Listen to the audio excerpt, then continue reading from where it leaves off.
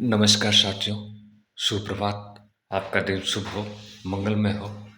इन्हीं सब शुभकामनाओं के साथ एक बार फिर मैं आपके सामने उपस्थित हुआ हूँ। साथियों, जैसा कि मैं वर्तमान समय की राजनीति और जो हमारे पुराणों में वर्णित है उस समय की राजनीति के विषय में चर्चा कर रहा हूँ। साथियों, मुझ में उतना सामर्थ्य नहीं है कि मैं किसी के ऊपर दोषारोपण कर सकूँ साथियों। हाँ, लेकिन एक चीज़ कर सकता हूँ। जो घटनाएं इतिहास में दर्ज हो गई हैं, जो हमारे पुराणों में लिख दी गई हैं, उनकी जानकारी आपको दे सकता हूँ। बहुत लोगों को पास ये जानकारी होगी भी, जो लोग भागवत की कथा सुनते होंगे, जो लोग पुराणों का अध्ययन करते होंगे, जो लोग वेदों का अध्ययन करते होंगे, उनके पास ये जानकारी हो सकती है। मैं वही जानकारी आज दे रहा हूँ साथियों। साथियों, वर्तमान समय की जो राजनीति है उसमें जातिवाद, ऊंच नीच, अन्य तरह की जो रोग उत्पन्न हो गए हैं, जिसको कहा जाएगा साथियों, उस समय पुराणों में जो वर्णित है साथियों, जिसे सतयुग कहा गया है, उसमें वर्णित ये है कि पहले असुर होते थे और देवता होते थे।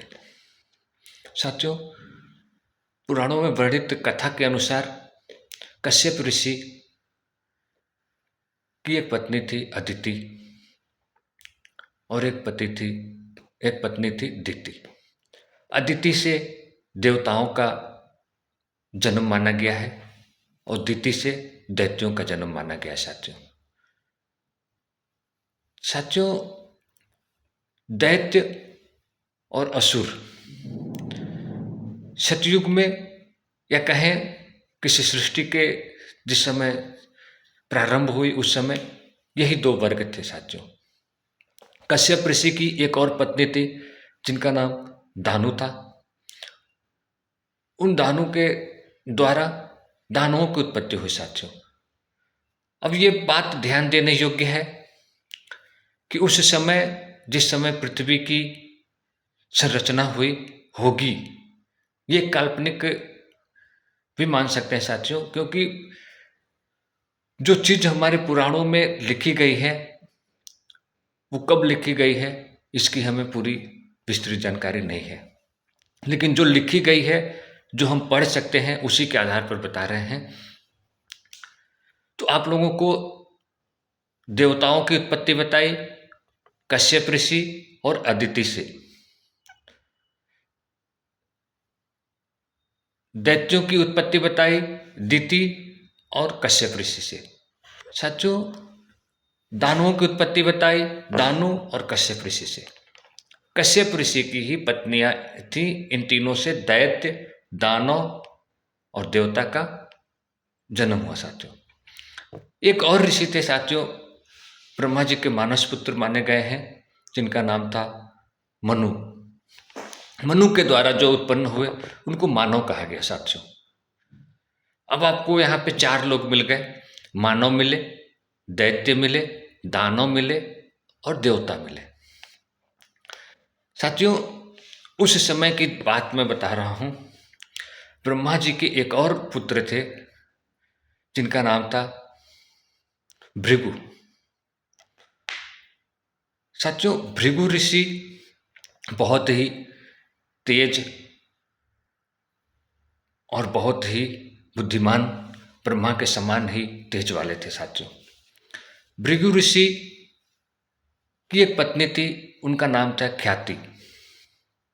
साथियों, भृगु ऋषि शुक्राचार्य जी के पिताजी थे। भृगु ऋषि बहुत ही तपस्या करते थे, उनके पास बहुत ही तपोबल था। वही तपोबल के प्रभाव से उनकी पत्नी ख्याति के पास भी बहुत सारी शक्तियां थीं, तपोबल था।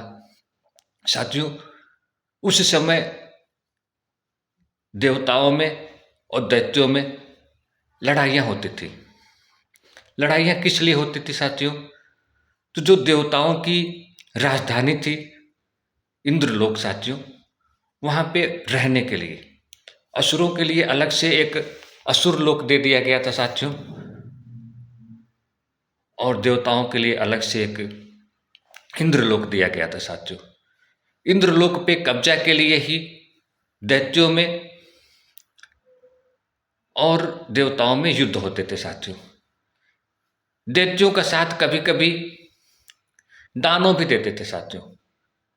दानव का जो मुख्य रूप था साथियों, वो लोगों को कष्ट पहुंचाना था, लेकिन जो असुरों का मुख्य कारण था वो लोगों को कष्ट पहुंचाना नहीं था साथियों, वो बस देवताओं को कष्ट पहुंचाते थे। दानव मानव को कष्ट पहुंचाते थे साथियों, और दैत्य देवताओं को कष्ट पहुंचाते थे। ये हमारे पुराणों में वर्णित है साथियों। शुक्राचार्य जी का जन्म होता है साथियों। शुक्राचार्य जी पढ़ने के लिए उस समय उनको भेजा जाता है। तो अंगिरस एक ऋषि थे साथियों, उस समय उनके पास उनको भेजा जाता है पढ़ने के लिए।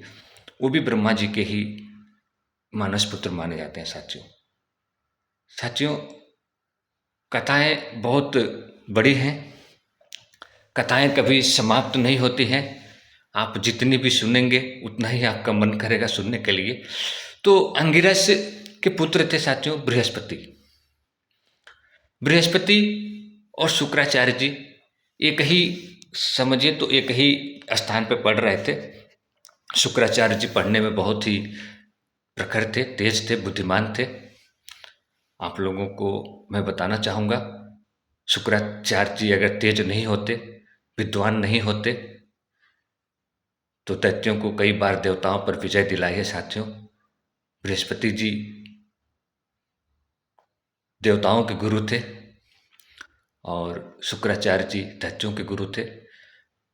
दैत्यों के गुरु क्यों बने शुक्राचार्य जी, इसकी कथा अगले भाग में लेके आऊँगा।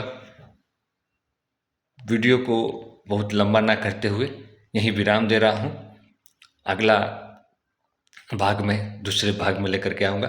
तब तक के लिए आपका दिन शुभ हो, मंगलमय हो। जय श्री कृष्ण, राधे राधे।